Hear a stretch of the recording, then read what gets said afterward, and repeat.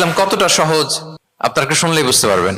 এক সাহাবী আল্লাহ রাসূল সাল্লাল্লাহু আলাইহি ওয়া আলিহি ওয়াসাল্লামের কাছে এসে তিনি বললেন, ইয়া রাসূলুল্লাহ হালাকতু ইয়া রাসূলুল্লাহ, হে রাসূল আমি তো শেষ।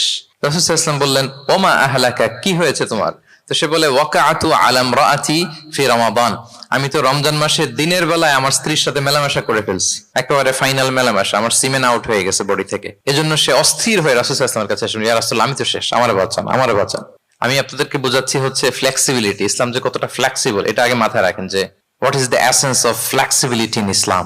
ইচ্ছা করে যদি কেউ রোজা ভাঙে, তার বিধান হচ্ছে তার কাজাও করতে হবে, কাফফারাও দিতে হবে। কাজা মানে একটা রোজার জন্য আরেকটা রোজা, আর কাফফারা হচ্ছে হয় তাকে একটা দাস আজাদ করতে হবে, অথবা তাকে 60টা রোজা রাখতে হবে টানা, অথবা 60 জন মিসকিনকে খাওয়াতে হবে। তো সে যখন এসে বললো, ইয়া রাসূলুল্লাহ আমাকে বাঁচান, কি করবো আমি? রাসূল সাল্লাল্লাহু আলাইহি ওয়াসাল্লাম বললেন, আচ্ছা ঠিক আছে, তুমি এই কাজ করে ফেলছো, তোমার তো পেনাল্টি হয়েছে। তো পেনাল্টি কি?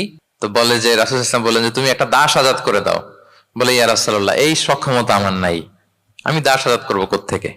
আচ্ছা এটা পারবা না, তো তাহলে টানা 60টা রোজা রাখো কাফফারা হিসেবে, টানা 60 দিন রোজা রাখতে হবে, রমজান চলে যাওয়ার পরে 60 দিন রোজা, এটা রাখো।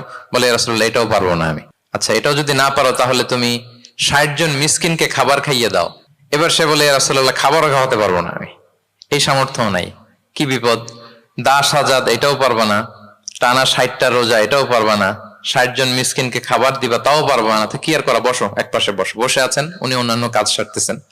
হঠাৎ এক ঝুড়ি খেজুর রাসূল সাল্লাল্লাহু আলাইহি ওয়াসাল্লামের কাছে আসলো, এক ঝুড়ি সাদাকার খেজুর। আসার পর রাসূল সাল্লাল্লাহু আলাইহি ওয়াসাল্লাম বললেন, ওই লোকটা কই যে এই কাজ করে ফেলছে? তাকে নিয়ে আসা হলো। রাসূল সাল্লাল্লাহু আলাইহি ওয়াসাল্লাম বললেন, যাও, দাসও আজাদ করতে পারবা না, 60টা রোজাও রাখতে পারবা না, 60 জন মিসকিনকে খাবারও দিতে পারবো না, তাহলে এক ঝুড়ি খেজুর আমার দরবারে আসছে, চ্যারিটির সাদাকার খেজুর, যাও এগুলো গরিবদের মাঝে বিতরণ করে দাও, তাসাদ্দাক বিহা ফিল মাদিনা, মদিনায় বিতরণ করে দাও।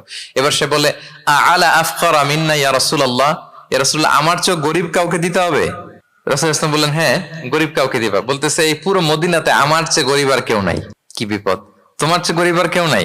বলতেছে, আমি সবচাইতে মদিনায় গরিব। বলতেছে, তাহলে কি আর করবো, নিয়ে যাও বাসায়, তুমি আর তোমার ফ্যামিলির সবাই মিলে এটা খাও।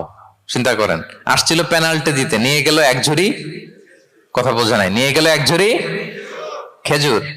দেখেন what is the flexibility of Islam. Islam কতটা ফ্লেক্সিবল, মানুষের সুবিধা অসুবিধাকে ইসলাম কতটা গুরুত্ব দেয়। আমরা ইসলামকে বোঝানোর ক্ষেত্রে, এক্সপ্লেইন করার ক্ষেত্রে এগুলো মাথায় রাখি না। তাহলে ইসলামের এই যে ফ্লেক্সিবিলিটি যখন কোনো নন মুসলিম দেখে, এই হাদিস যদি কোনো নন মুসলিম পড়ে, আপনি বলেন সে কি আর অন্য ধর্মে থাকতে পারবে?